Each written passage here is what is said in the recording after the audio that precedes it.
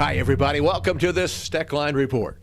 Boy, have I got some good information coming up on the next 2, 3, 4, or 5 Steckline Reports. If you're interested in a farm bill, if you have a farm and you're going to have to enroll soon, you might want to pay a little bit of attention. Now, let me tip you off. We can't tell you what to do because we had a heck of a time on my own farm. I'm working on it.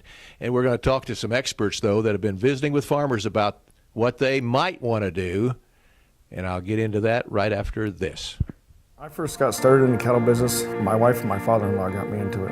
I love dealing with the animals and being in the outdoors. At American Ag Credit, I know a lot of them are in the same business that I am. Therefore they understand what I need and what problems I'm against, so they can work with you on it, and it makes it much easier. It's been passed down to me through the generations, and I want to pass it on down to the next generation or two.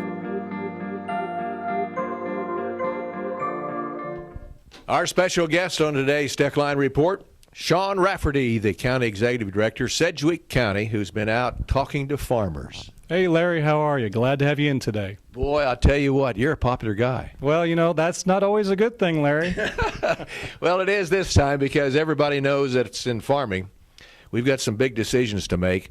A 2014 Farm Bill has put us on a spot. We've got some guidelines to go by, and we've got some dates to remember, and we need to talk about that to start off with.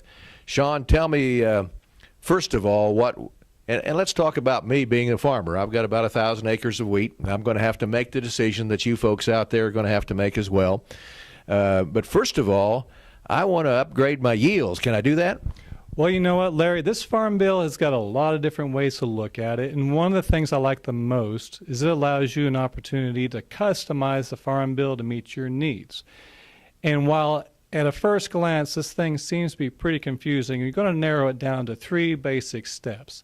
And steps number 1 is to talk about your base and yields.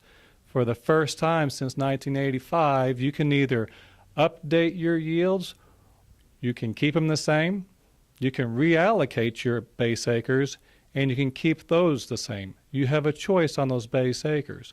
One thing to keep in mind that is very different from past farm bills.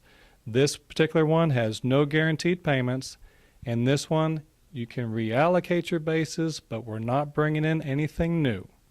Mm-hmm. And Sean, when do we have to do this by?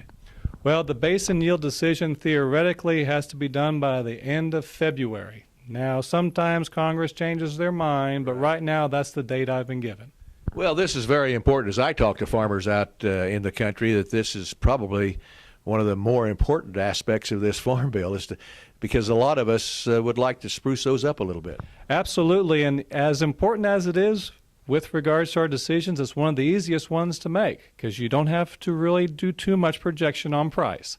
You look at either your base histories as how they were historically established when we started the farm bills and say, do I want to keep it that way, or do I want to look more like my most recent planting years? The yield decision, I think, is even easier. Why wouldn't you want to improve that? That's exactly right. And what do I have to bring to you to improve my yields? Well, it's really, really easy, believe it or not. We're going to take your certification as to what those yields are.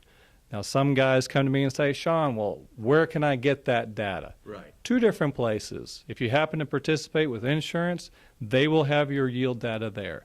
If you don't have that, the next choice would be to look at your own personal records, go year by year, and calculate your own yield.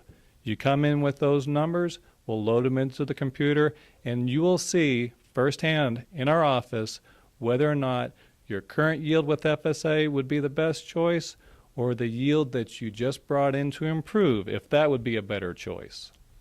Okay, so that's pretty easy to do. Now, let's quickly talk about just a kind of an overview of the next step. And that is, we've got a couple of decisions to make that will last for 5 years. It's a pretty good choice, and we're going to call that an election. There you go. Okay. We're going to make an election, and you have 2 different programs, one that's based upon price, and the other one is based upon revenue. Now, the revenue kind of divides out. But those are the decisions that you're going to be making now, which the deadline for that is the end of March. And the choice that you make will ride through the rest of this farm program. Now, that could be a little daunting, but there are some good tools out there to help you make an educated choice on where you think prices and yields will go for the next 5 years. And that's the deal, friends. We're going to have to estimate what we think the market's going to be, correct me if I'm wrong, year by year, and what kind of yields we're going to have year by year. So you got to know what the weather's going to do, and you got to know what those folks on the Chicago and Kansas City Board of Trade's going to do, and that should be easy.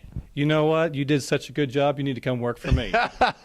Sean, we're going to run out of time here this time, but we want to delve into this a little bit deeper, and we'll do that with you on the next Steckline Report. Sounds great. Thanks, Larry.